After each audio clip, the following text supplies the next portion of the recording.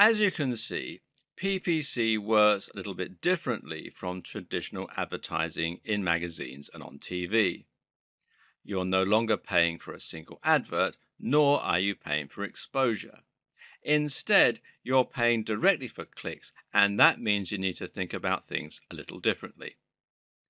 The first concept to make sure you understand is that your aim is not necessarily to get as many clicks as possible. Traditional advertising campaigns will often focus on doing anything they can to get attention and to encourage clicks. But seeing as you're going to have to pay for each click, you can actually reduce the amount you're paying in total by reducing the amount of clicks you get. The objective is not to get as many people as possible to your website. Your objective is to get as many customers as possible to your website. In other words, you need to get traffic that's going to convert, and you actually want to dissuade all other people from clicking on your ads wherever possible. If you pay for 100 clicks and 99 of those pay for your product, then you can consider that a highly effective marketing campaign. Conversely, if you pay for 2,000 clicks and only 300 of those people buy, it's actually not been as successful because you will have spent more.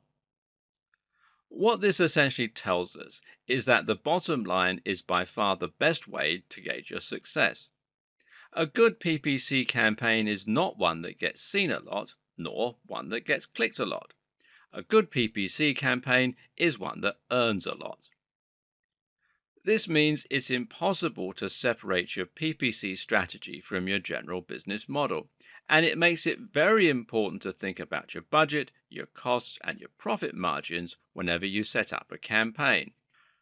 So start by thinking about the profits for whatever it is you're selling from your site. If you're selling lots of products, this might mean working out an average profit you make from those products. Otherwise, if you're linking to a sales page and predominantly selling just one product, then it will mean thinking about how much you make from that one item. First, that means calculating your COGS, that is, cost of goods sold, and it tells you how much it costs you to make each of your products. Now, let's say that you sell phone cases. This will mean paying for the materials, the manufacturing, the delivery, and the storage. Then you have to subtract these overheads from the amount you charge for each item. What you're left with is your profit margin.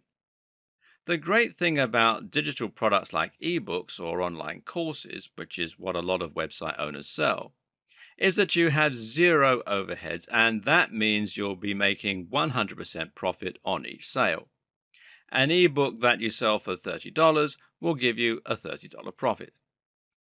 That said, ebooks appeal to a smaller audience when compared with physical items, and thereby you can expect to have a smaller conversion rate, which is the next point. So here you need to calculate how many visitors on average buy your products from you. This means looking at your conversion rate. If you have 1,000 visitors a day and one sale, then that means you have a 0.1% conversion rate. If you make 10 sales for every 1,000, then that means you now have a 1% conversion rate. This can tell you how much you're earning in a day. For example, if you have 1,000 visitors a day, a 0.1% conversion rate, and a product that earns you $20, then you will earn $20. That also means you can work out how much you are going to be able to earn if you increase your visitors. If you could double your visitors, then you should make $40 on average. If you can multiply them by 10, then you should make $200 on average. More importantly for your Bing ads, though, this also tells you how much each visitor is worth to you. If 1,000 visitors equals $30, then that means each visitor is worth 3 cents. 3 cents isn't a lot of money, and that's why it's so important that you think about this before you create an advertising campaign. Because if you were to go ahead with these numbers and start paying $1 per click, you'd end up losing a lot of money. Working out your numbers first is what will allow you to ensure you're making a good profit. But what you might find is that you need to tweak some things before you get started. For instance, you can increase the asking price of your product and thereby increase your profits to 5 cents or 10 cents. Better yet, you should focus on improving your conversion rates by improving the quality or desirability of your product and by improving your persuasive writing so that people who land on your site will be overcome with the powerful desire to buy your products. If you can do this, then maybe you'll be able to increase your conversion rate to 5%, thereby increasing the value of each customer by 5 times that amount. Now comes the good part. If you set your CPC to this number, the amount that each visitor is worth to you, then you literally cannot fail. Your clicks will now result in profits, and the more you raise your budget, the more profit you'll make. You're spending less per click than each visitor is worth to you. Except that isn't quite how this is going to work. Because actually, here comes the good part, it's going to work better than that.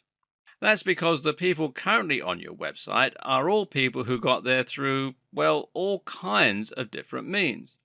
These are people who found you on social media, who typed your address in by accident, who found you on Google, or who were recommended by a friend. And that means they're going to be variably targeted.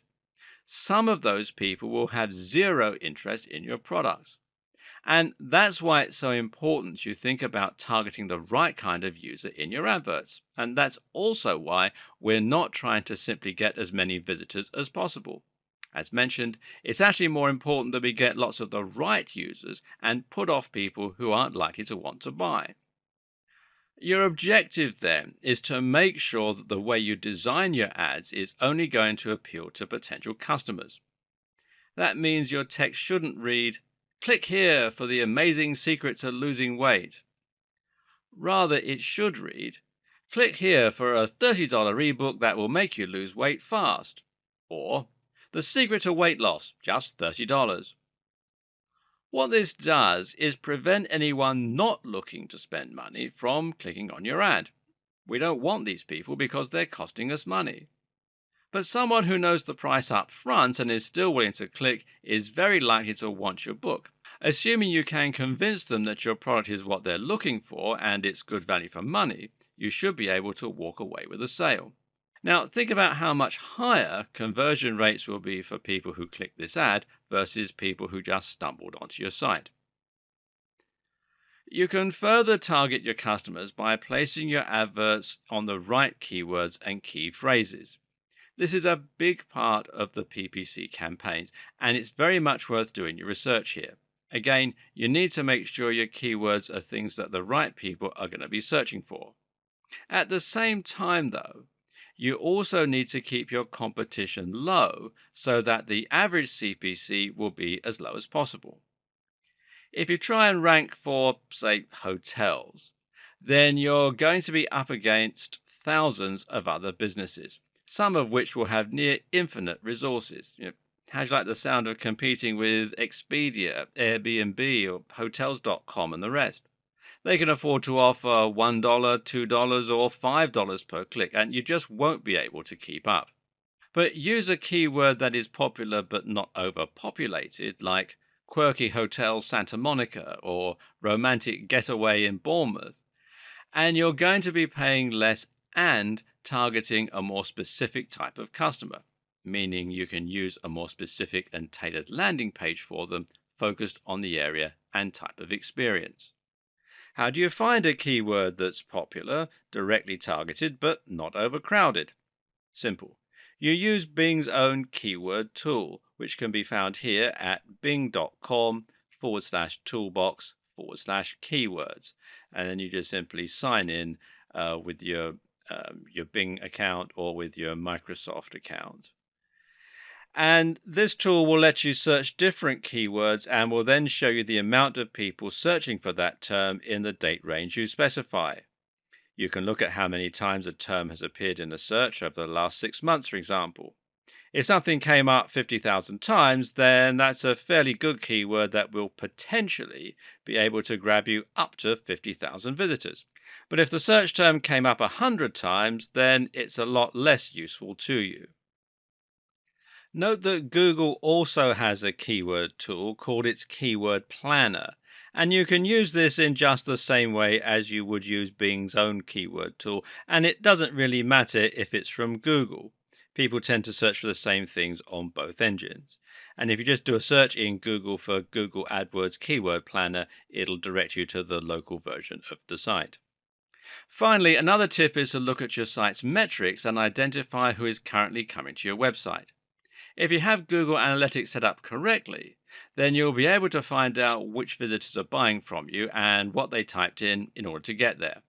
In other words, it might be that certain search terms result in more sales, or goals in Google parlance, and you can then decide to target that keyword with your Google and Bing ads. Finally, another mitigating factor is the small matter of CLV. Customer lifetime value refers to the fact that just because a visitor doesn't put down their cash right away, it doesn't mean they aren't worth anything to you.